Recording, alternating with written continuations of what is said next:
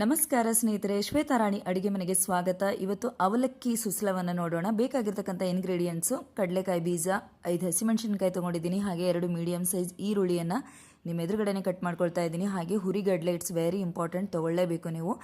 ಅವಲಕ್ಕಿಗೆ ಹುರಿಗಡಲೆ important ಆಗುತ್ತೆ. ಹಾಗೆ ಹುರಿಗಡಲೆ powder ಕೂಡ ನಾನು ತೋರಿಸ್ತಾ ಹೋಗ್ತೀನಿ. ಹಸಿಮೆಣಸಿನಕಾಯಿ ನೀವು ಸ್ವಲ್ಪ ಖಾರ ಜಾಸ್ತಿ ಬೇಕು ಅನ್ನೋರು ಇನ್ನೊಂದು 2-3 ಆ್ಯಡ್ ಮಾಡ್ಕೊಳ್ಬೋದು.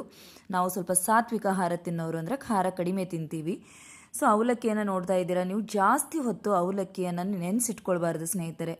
ಸುಮ್ಮನೆ ಅವಲಕ್ಕಿಯನ್ನು ವಾಶ್ ಮಾಡೋಗೋಸ್ಕರ ನೀರು ಹಾಕೊಂಡಂಗೆ ಹಾಕೊಂಡ್ಬಿಟ್ಟು ನಾವು ತೆಗೆದಿಟ್ಟರೆ ಮಾತ್ರ ಅವಲಕ್ಕಿ ಗಂಟಾಗಲ್ಲ, ಚೆನ್ನಾಗಿ ಅವಲಕ್ಕಿ ಬರುತ್ತೆ.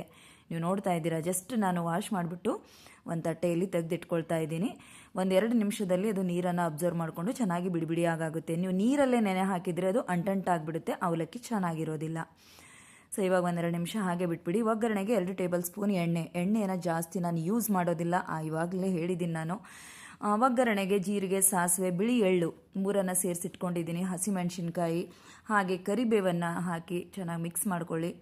ಅದಾದಮೇಲೆ ನೀವು ಇಟ್ಕೊಂಡಿರ್ತಕ್ಕಂಥ ಕಡಲೆಕಾಯಿ ಬೀಜ ಜಾಸ್ತಿ ಬೇಕಾದರೂ ಹಾಕೋಬೋದು, ಕ್ವಾಂಟಿಟಿ ನೋಡ್ಕೊಂಡು ಹಾಕ್ಕೊಳ್ಳಿ. ಹುರಿಗಡಲೆನ ಮಿಕ್ಸ್ ಮಾಡ್ಕೊಳ್ತಾ ಇದ್ದೀನಿ. ಚೆನ್ನಾಗಿ ಮಿಕ್ಸ್ ಮಾಡ್ಕೊಂಡಿದ್ದಾದ ತಕ್ಷಣ ಈರುಳ್ಳಿ ಬೇಕಿದ್ರೆ ಜಾಸ್ತಿ ಹಾಕ್ಕೊಳ್ಬೋದು ಸ್ನೇಹಿತರೆ. ಅವಲಕ್ಕಿಯ ಒಂದು ಕ್ವಾಂಟಿಟಿ ನೋಡಿಕೊಂಡು ನೀವು ಈರುಳ್ಳಿಯನ್ನು ಸೇರಿಸ್ಕೊಳ್ಳಿ.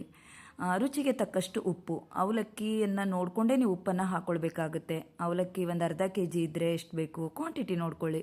ಹಾಗೆ ಅರಿಶಿಣದ ಪುಡಿ ಸೇರಿಸ್ಕೊಂಡ್ಬಿಟ್ಟು ಚೆನ್ನಾಗಿ ಮಿಕ್ಸ್ ಮಾಡಿದ ತಕ್ಷಣ ಇವಾಗ ನೀವು ನೆನೆಸಿಟ್ಟಿರ್ತಕ್ಕಂತಹ ಬಿಡಿಯಾಗಿರ್ತಕ್ಕಂತಹ ಅವಲಕ್ಕಿಯನ್ನು ಈ ಒಗ್ಗರಣೆಗೆ ಸೇರಿಸ್ಕೊಂಡು ಚೆನ್ನಾಗಿ ಮಿಕ್ಸ್ ಮಾಡ್ಕೊಳ್ಬೇಕು ಸ್ನೇಹಿತರೆ.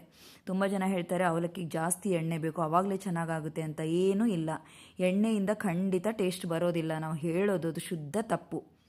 ನಾವು ಮಾಡೋದ್ರ ಮೇಲೆ ಇರುತ್ತೆ. ಚೆನ್ನಾಗಿ ಮನಸ್ಸಿಟ್ಟು ಸ್ವಲ್ಪ ಎಣ್ಣೆ ಹಾಕಿ ಮಾಡಿದರೂ ಕೂಡ ಚೆನ್ನಾಗಾಗುತ್ತೆ. ಇದು ಹುರಿಗಡಲೆ ಪೌಡ್ರು ಅವಲಕ್ಕಿಗೆ ತುಂಬಾ ಇಂಪಾರ್ಟೆಂಟು.